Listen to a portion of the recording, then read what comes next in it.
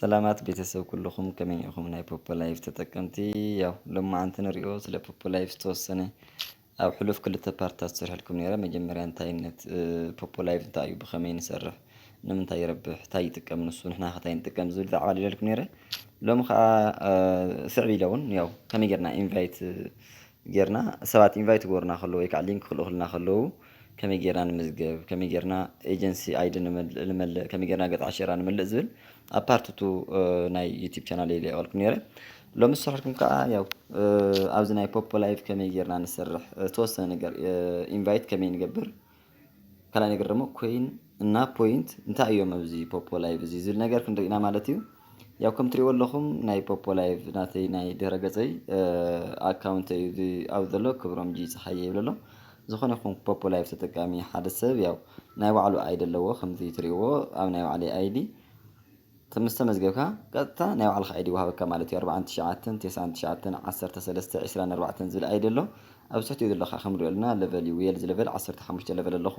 ክሳብ ሕዚ ኣነ ዘንቀሳቐስኮ ለቨል እዩ ማለት እዩ። ላይቭ ስትሪም ለቨል ከዓ 6 ለቨል ኣሎ ማለት እዩ ናተይ ኣካውንት። ስለዚ ኣብዚ ዘሪእኩም ከመይ ጌርካ ናብቲ ለቨል ንሱ ትበፅሕ፣ ኮይን ብኸመይ መንገዲ ትእክብ፣ ፖይንት ብኸመይ መንገዲ ትረክብ፣ ገንዘብ ብኸመይ መንገዲ ትረክብ ዝብል ኣብዚ ዛዕባ እዚ ወይ ከዓ ኣብዚ ናይ ሎማዓንቲ ፓርቲ ስሪ ክንርኢና ማለት እዩ ብሰፊሑ። ቅፅል ኢና ድማ ኢንቫይት ምግባሩን ከመይ ጌርና ሰባት ንዕድም፣ ከመይ ጌርና ሊንክና ሊኢኽና ናብ ሰባት ዓዲምና ገንዘብ ክንረክብ ንኽእል ናይ ኢንቫይቴሽን ፖይንት እና ኮይን ከመይ ንረክብ ዝብል ነገራት ኢና ክንርኢ ማለት እዩ። ቅፅል ኢለ ከዓ ካልኦት ዛዕባታት ኣብዚ ፕላትፎርም እዚ ብዙሓት ነገራት ኣለዉ ዘይተዳህሰሱ ዘይተረኣዩ ጥራሕ ስለዝኣተና ስለተጠቐምና ጥራሕ ፖፖ ፈሊጥናዮ ማለት ይኮነና በብፓርቲ ከቕርበልኩም እየ። ናይ ሎማዓንቲ ግን እዚአተናት ክሕዘልኩም ኣብዚ ትሪእዎ ኣለኹም ያው ኮይን ዝብል ኣሎ። ኣብዚ ኮይንስ 30 እዩ ዘሎ በጋጣሚ ናተይ ጌም ተጫውቶ ኣለና ኣብ ኮይን ትሬዲንግ ስለ ዘሎ ማለት እዩ። ኮይን መቐመጢ መንገድታት ክልተ መንገድታት እዮም ዘለዉ። እቲ ሓደ ኮይን ናይ ኤጀንት ኮይን ኣካውንት ኣሎ ኮይን ትሬዲንግ ዝበሃል ማለት እዩ። እቲ ካልኣይ ደግሞ ኮይን ቪ ኮይን ኣካውንት ወይ ከዓ ኮይን ናይ ሆስት ኮይን መቐመጢ ቦታ እዩ ማለት እዩ። እዚ ኮይን እዚ ትሪእዎ ኣለኹም እዚ ሊስት ናበይ ብኸመይ መንገዲ ከም ዝኣከብኩ ናብ መን ፎርዋርድ ገይረ ገለ ዝብል ጊፍት ዝለኣክዎ እውን ማይነስ ኢሉ ናበይ ዝኣተውኑ ፕላስ ኢሉ ወይ ከዓ ሪዋርድ ካብ ሪዋርድ ረሂብካ ገለ ኢሉ እዚ መፀካ ማለት እዩ ኣብዚ ኣሎ። ስለዚ ኮይን ኣብዚ ንእክቦ ዘለና እንታይ ማለት እዩ፣ ኮይን ንእክበሎም መንገድታት ኣለዉ ብዙሓት መንገድታት። እቲ ሓደ መጀመርያ ምስ ኣተና ትሬጀር ቦክስ ዝበሃል ቢጫ ቦክስ ካብ ትሬጀር ቦክስ በቢ5 ደቂቑ ትቆፅር እንዳቐነሰ ትኸድ 4.ገለ ሰከንድ 3.ገለ ሰከንድ ማለት 4 ምስ በለ ንሱ ኦኬ ኢልና ረሲቭ ኢልና አይሲ ምስ በልናዮ 40 ኮይንስ ይበና ማለት ኮኔክሽንና ፅቡቅ ተኮይኑ፣ ኮኔክሽንና ፅቡቅ ተዘይ ኮይኑ ከዓ ቀኒሱ 5 ኮይን ይበና ማለት እዩ። ስለዚ በዘን 40 ኮይን ንሓደ ሰብ ሪዋርድ ንደቂ ኣንስትዮ ይኹን ደቂ ተባዕትዮ ናይዚ ፕላትፎርም እዚ መንበር ድሕር ኮይኑ ኣብ መዓልቲ 10 ዕድል ወይ ከዓ 10 ትሬጀር ቦክስ ይዎ ማለት እዩ። 10 ትሬጀር ቦክስ ከዓ በቢ5 ደቂቃ ይቕመጣ እሞ እንትቕንሳ 00 ዝኾነት ረሲቭ ንብል ማለት እዩ። ሓደ ግዜ 40 ኮይን ንረክብ መበል ካልኣይ ግዜ 40 ኮይን ንረክብ። ስለዚ 40 ታይምስ 10 400 ኮይንስ ንረክብ ኣለና ማለት እዩ። ኮይን ንረክበሉ ሓደ መንገዲ ናብዚ ኮይንና እዚ ረሲቭ ኢሉ ኣሎ። ረሲቭ ክንብሎ ከለና ናብዚ ረሲቭ ዝኸውን በዕሉ ዝድመር ማለት እዩ። እዚ ንረክብ ኣለና። ብካልኣይ መንገዲ ጌም ኣሎ። ጌም ተጫዊትካ ትረክቦ ኢኻ ሰባት ኢንቫይት ክገብር ከለኹም ፖይንትካ ክበዝሕ ከሎ ናተይ ገጣሚ 122,700 ፖይንት ኣለኒ። ስለዚ እዚኦም ድማ ዊዝድሮ ጌርካ 100,000 ክህልወካ ከሎ ዊዝድሮ ጌርካ እውን ናብ ኮይን ትቕይሮ እሞ ካብ ኮይን ናብ ሰባት ጊፍት ክትህብ ከለኻ ወይ ከዓ ትወሃብ ከለኻ ሰብ ዊዝድሮ ክገብር ከለኻ ለቨልካ እውን ይዓቢ፣ እቲ ኮይን እውን ዝቕየረሉ ኩነታት ኣሎ ማለት እዩ። ጌም እውን ኣሎ ናይ ባዕሉ። ስለዚ ብከምዚ መልክዕ ኮይን ትእክብ ማለት እዩ። ካልእ ከዓ ላኪ ቦክስ ዝበሃል ኣሎ። ፋየር ወርክ እውን ኣሎ። ፋየር ወርክ ክስድድ ከለውን ቪአይፒ ዝበሃል ቪአይፒ ምስ ገዛእኻ ፋየር ወርክ ካብ ዝተተኮሶ 50 ወይ 60 ወይ ገገለ ክበካ ከሎ ንሱ ዝኣከብካዮ በቲ ንሱ ዝኣከብካዮ ወይ ከዓ ናይ ፋየር ወርክ ናይ ቪአይፒ በዕሉ ዴይሊ ሪዋርድ ዝበካ ኣለዎ። ንኣብነት 4 ዓይነት ቪአይፒ ኣለዉ። እቲ ኖርማል ቪአይፒ 5,000 ኮይን ሂብና ምስ ገዛእና በብመዓልቱ 3,500 ኮይን ረሲቭ ንገብር ወይ ከዓ ሪዋርድ ይበና ኣሎ እቲ ፕላትፎርም እዚ ማለት እዩ። ስለዚ ካብኡ ተወሳኺ ድማ ፋየር ወርክ ዝበሃል ፋየር ወርክ ብዝኸድናዮ ቁፅሪ ሰባት ተጠቀምቲ ዘይሃልዮም ኮይኖም ንቪአይፒ ዘለዎም ሰባት 50 ኮይን ልዕልዩን ይበና ኣሎ ማለት እዩ። እና በዚኦም መንገድታት ኮይን ንረክብ ኢና ማለት እዩ። ስለዚ ብፍላይ ጌም ብፍላይ ናይ ምጭዋት ክእለት ዘለኩም ጌም ማለት ጨወታ እዩ ባይዘይ ከምቲ ማንም ጌም ንጫወቶ ቁማር ኢልኩም ሕሰቡ ብዙሕ እኳ ተዘይተመኸረ ግን ድማ ንዝኽኣልዎ ሰባት ከዓ ኣብዚ ብስራሕ ናይ ጌም ተጫዊትና ኮይና ዝለዓለ ገንዘብ ንረክብ ምዃንና ወይ ከዓ ዝለዓለ ፖይንት እና ኮይን ንረክብ ምዃንና ግን ተሓሳቢ ምግባር የድሊ ማለት እዩ። ብጌም ጥራሕ ሰባት ኢንቫይት ከይገበሩ ብጣዕሚ ዝህፍትሙ ብዙሕ ገንዘብ ዝረኽቡ ሰባት ኣለዉ። ብኡ ልክዕ ግን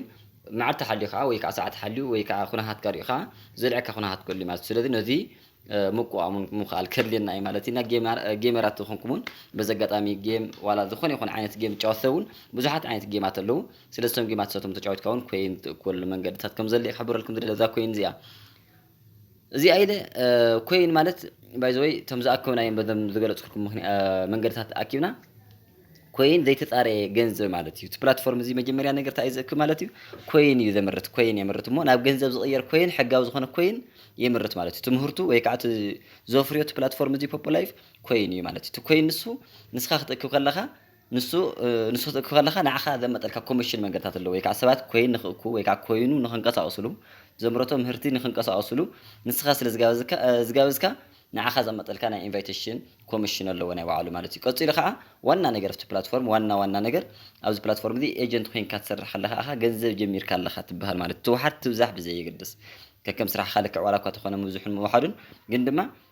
ايجنت كوينكا تربح تخون ايجنت كوينكا مالت نتحتي خاز جاوز كيام نساتهم يسمى تحتيهم تجاوزهم بتحتيهم ولد ولده كوميشن ناو على الخبي ايجنت ليفل كالك ايجنت ليفل ناو على درجات لو درجه كوميشن لو بقولك نسخه كوميشن كاوتم نسخه خب سرح خيو بلس نايتم بتحتي خاذ لو هوستن ناي بتحتيهم لو ولد ولده نايتم ايجنت تحتي هذا لو انفيت غير كام ايجنتن نهاتهم ولد ولدهم كوميشن ذي يقارط كوميشن هلو كمالت ياوزي تتفكرنيا ناي كوميشن ترخو لك على بلاتفورم دي تربحت تكون ناي بيزنس ما نكوين الله خطلو المنقطات هابزي يزل مالتي ስለዚህ ኮይን ማለት እዚ ፕላትፎርም እዚ ኮይን ምስ ኣከብካ እቲ ፕላትፎርም ዝኣኮ ዝሃብካ ሪዋርድን ሰባት ብዙኻ በቲ ቪአይፒ ዝልኩኹም በዞም ትሬጀር ቦክስ ላኪ ቦክስ ሰባት ዘምጥዎም ቶም ላኪ ቦክስ ዝበሃል ብኦቶማቲክ ተኣርኽ ኣለኻ ስኻ ኮይን እንታይ ይገብር ማለት እዩ እቲ ኮይን እዚ ዘይተጣረየ ገንዘብ ማለት እዩ ናብ ፖይንት ክሓልፍ ድሕራእ ኮይኑ ናይ ግድን ምስ ሰባት ጊፍት ትቀየር ምስ ማሓዝካ ወይ ከዓ ምስ ናትካ ፋሚሊ ማለት እዩ ወይ ከዓ ምስ ዝኾነ ምስ ትፈልጦ ምስ ተኣምኖ تكوين كتكو خلخا نعملت حدا شح كوين تاكي كهانكا لعل حدا شح زلت كير تخليها كل 500 لعلين كتكير تخليها انه علفت جيفت بوكس او مطلو مس ايجنت نازينا تماخرنا كون كرنا خلينا ناينا فاميلي خنكم ناينا كل دي سلنا نسرح مالتي سلازي تكوين زي كتكير كلا حدا شح كوين مسو جيفت كتوها كلخا نس 5 كوين حدا شح كوين نسون زلو خونا له سلازي نسون كل خلكا خلو نعو شو 700 بوينت خويني اتو ناز بوينت وين زلو ياو ناز بيمان انفذ بوينت نازيا ياو شو 700 بوينت خويني اتو تشح كوين دلاخنا يا مالتي نسخ خلنا خلون نانا 700 بوينت خويني اتو مالتي نمنتا يخم زغبر ازي نا بوينت كحلف كله بوينت مالت استصاري ገንዘብ ወይ ከዓ ግብሪ ወይ ከዓ ቲ ፕላትፎርም ዝወስዶ ኮሚሽን ወይ ከዓ ንሱ ዝርብሐሉ መንገዲ 30% ይቆርጥ ካብ ሕድ ናይ ኮይን ትራንዛክሽን ንገሮ ወይ ከዓ ኮይን ትራንዛክሽን ክንገብር ራህና ኮይን ናብ ፖይንት ክንቀይር ራህዳ ኮይና ኩሉ ግዜ ቢጊፍት መልክዕ ምሳት ክንዋሃብ ከልና ቢጊፍት ናብ ፖይንት ይቀየር ማለት እዩ ስለዚህ እዚ ክንገብር ከልና ኩሉ ግዜ ፕላትፎርም 30% ኣና ከዓ እናቆረፅና ይኸይድ ማለት እዩ ዝብል ሓሳብ እዚ መሓዝ የድሊ ኩሉ ግዜ ማለት እዩ ፖይንት ማለት ዝተጻረየ ገንዘብ ማለት እዩ 10000 ፖይንት ማለት $1 ማለት እዩ ወይ ከዓ $1 ማለት ብሕዚ ሽርፈት ለብና ኢትዮጵያ ሸርፊ 148 ቅርሺ ወይ ከዓ 10000 ፖይንት ሒዝና ኣለና ማለት ንኣብነት ንዓናተይ 122,000 ፖይንት ኣሎ ስለዚ $2 ኣለኒ ማለት እዩ $2.2 ኣለኒ ማለት እዩ ከመይ ጌርና ዘሎ ነገር ያው ኮንሪኤና ኣብዚ ማለት ስለዚ ኮይን ኩሉ ግዜ ኣብ ፕላትፎርም እዚ ካብ ዝሃበና ሪዋርድን ካብ ሰባት ብዙና ጊፍት ካብ ላኪ ቦክስን ካብ ካልእ መንገድታት ብንእኮ ኮይን لعل 500 لعل شيء خون كله بمعلته وخنقاير كلام بمعلته خون بساعته خون خنقاير كلنا 30% بلاتفورم قريتو انا بوينت كحلف كله 7% كويني اتو مالتي شيء خنقاير كلنا 700 كويني اتونا مالتي 100 شيء خنقاير كلنا 7 كوينو ببوينت من قد اتونا مالتي بوينت مال 7 مالت $7 تتصاري ገንዘብ اتونا مالت $3 كا ت بلاتفورم يوصلوا لمالتينا زي تصاري ገንዘብ ወይ ከዓ زي تصاري ت بلاتفورم زي بوبولايف زمرته نهرتي እዩ ትኮይን ዝበሃል ንስኻት እኮል መንገዲ ቲ ፕላትፎርሙን ኮይን ይደምርት ትኮይን ትቀያር ከለኻ ይናኻ ዘይቋረጽ ኮሚሽን ዝህልወካ ማለት እዩ ስለዚ ፖይንት ማለት ገንዘብ ማለት እዩ ላክ 10000 ፖይንት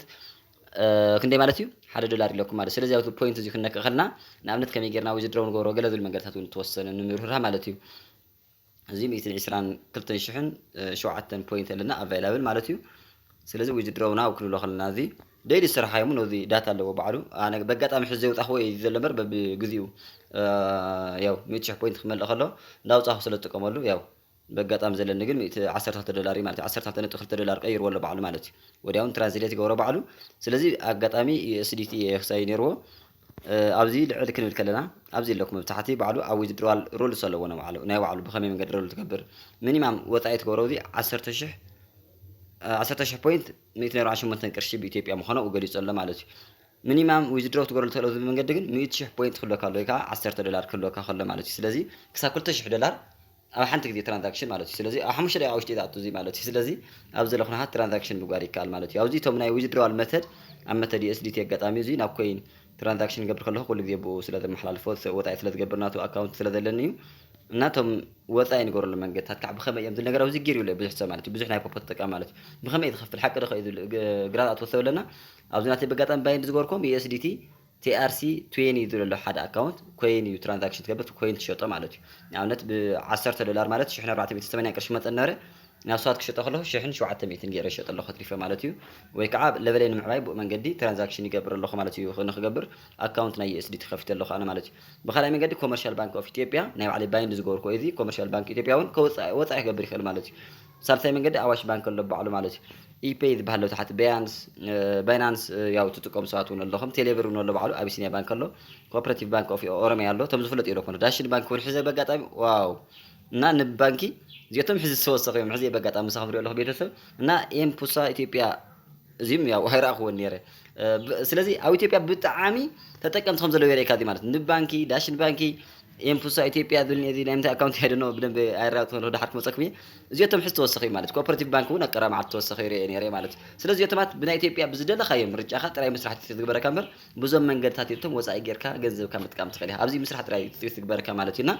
ኣብዚኦም ሰሪሕካ ክወረጠካ ከለኻ 3% ፊ ነቶም ባንክ እዚኦም ተቆሪፁ ናባኻ ገንዘብካ ይኣትወካ ኣሎ ማለት እዩ ስለዚ እዚ እቲ ፖይንት ዝበሃል ኣብዚ ተወሰነ ክገልፀልኩም ደልየ ዝሓስቦ ፕሮግራም ያው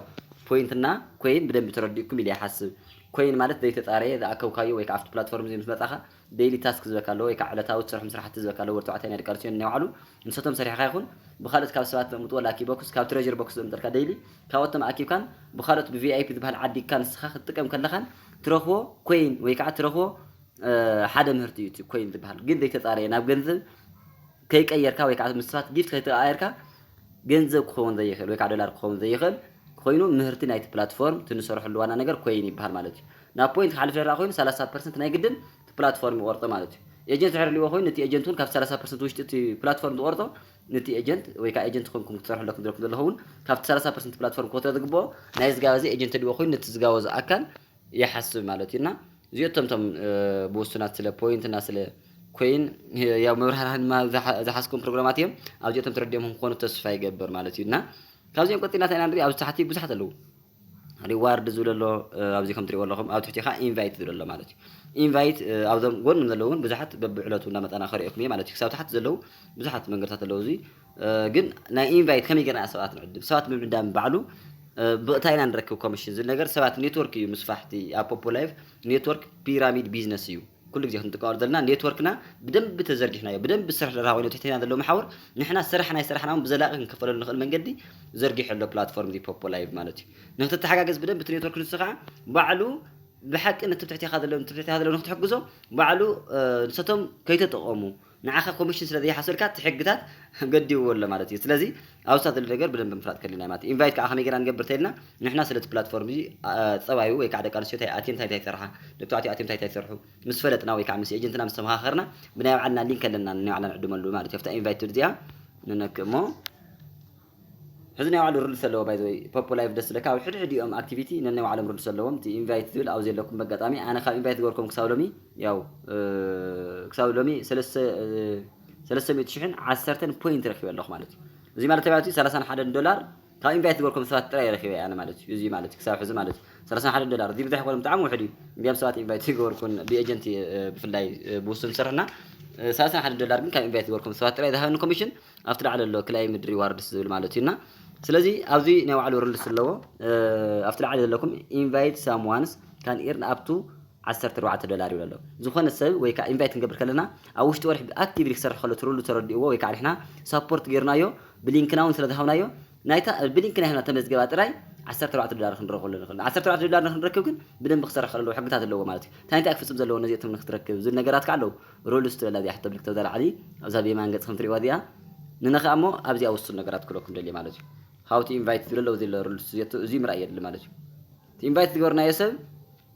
ካብ ታሕቲ ንጅምር ኢንቫይት ዝገበርናዮ ሆስትስ 3 ساعات برودكاست اون لايف برودكاست ድሕሪ ኣፀኒሑ ኮይኑ ኣብ ውሽጢ 7 መዓልቲ 10,000 ፖይንት ወይ ከዓ $1 ይወና ማለት እዩ ኣብ ውሽጢ 7 መዓልቲ ድጋሚ ብፅቡሓት ክሰርሕ ከሎ ንባዕሉ ክብል ንባዕሉ ሪዋርድ ክብል ከሎ ይሰርሕ ማለት እዩ ንባዕሉ ክብል 5 ሰዓት ተደሚሩ ክሰርሕ ከሎ ውሽጢ 7 መዓልቲ ድማኒ 10,000 ፖይንት መሊሱ ይውስኸና ኣሎ ማለት እዩ ደጊሙ 8 ሰዓታት ክገብር ከሎ ውሽጢ 7 መዓልቲ ናይ ላይቭ ዝሰርሑ ሰዓት ክንደይ ይሆናል ማለት እዩ 10,000 ፖይንት ስለዚ 30,000 ፖይንት ይሆናል ማለት እዩ ድጋሚ ሞይሱ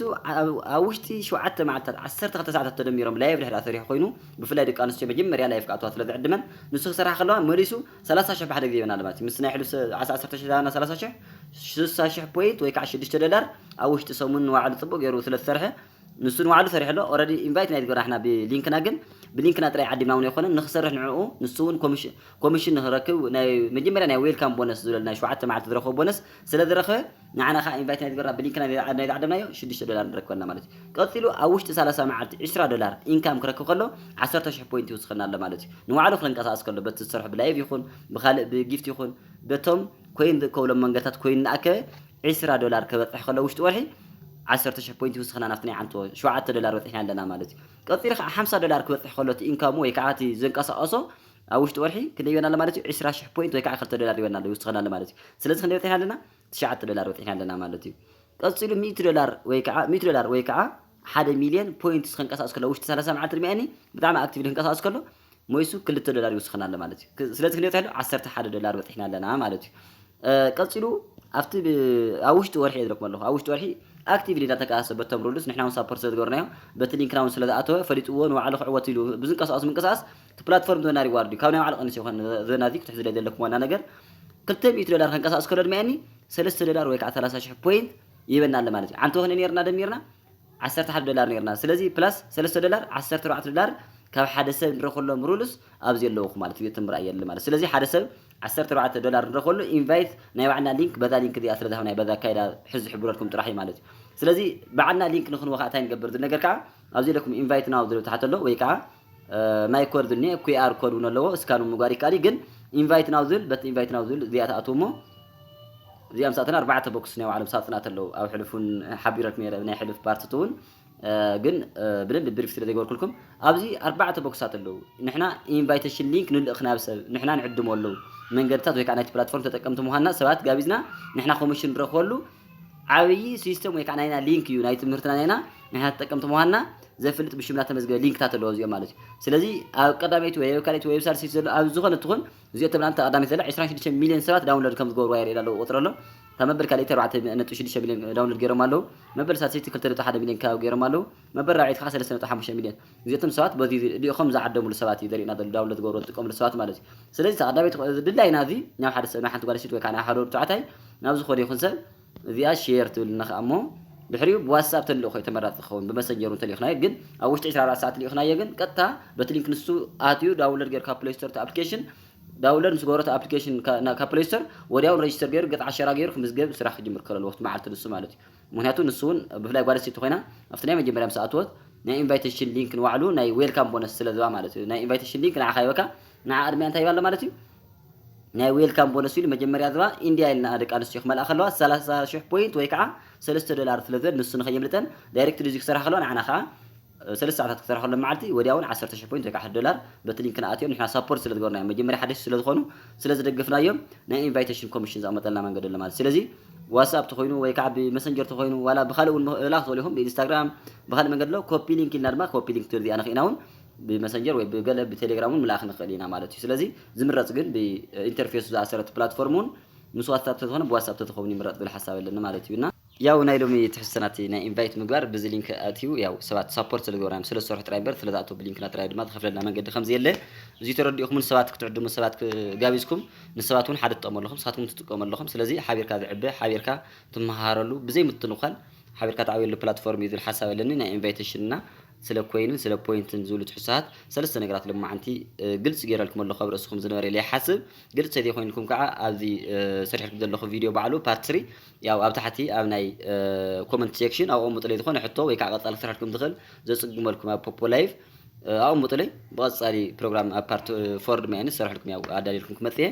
ካልኦታት እውን ኣብቲ ጎኒ ኣለዉ ብዙሓት ነገራት ኣለዉ ኣብዚ ፖፖላይቭ ዘይፈለጥናዮም ዘይሓዝናዮም ንሳቶም ከይመልኽናዮም ብደንቢ ኣብ ከይዲ ኢኻ ትመልኩም ባይ ዘ ወይ ዘይመልኽናዮም ሓደ ግዜ ገለ ኢና ምጭናቕ የለን እዚኣቶም ዘለዉ ፕሮግራማት እዮም ማዕንቲ ዝርክብ መጥየ የቐኒለኒ ዘዳመፅኩም ንኩልኹም ኣብ ዝቕፅል ፓርቲ ክሳብ ንራኸብ ኣብ ኮመንት ከዓ ርእቶኹም ሓሳባትኩም ሕቶኹም ቀጻሊ ክስራሕልኩም ትፅኢት ትገብርዎ ነገር ኣብ ኮመንት ሴክሽን ኣሙጥለይ ያው የቐኒለይ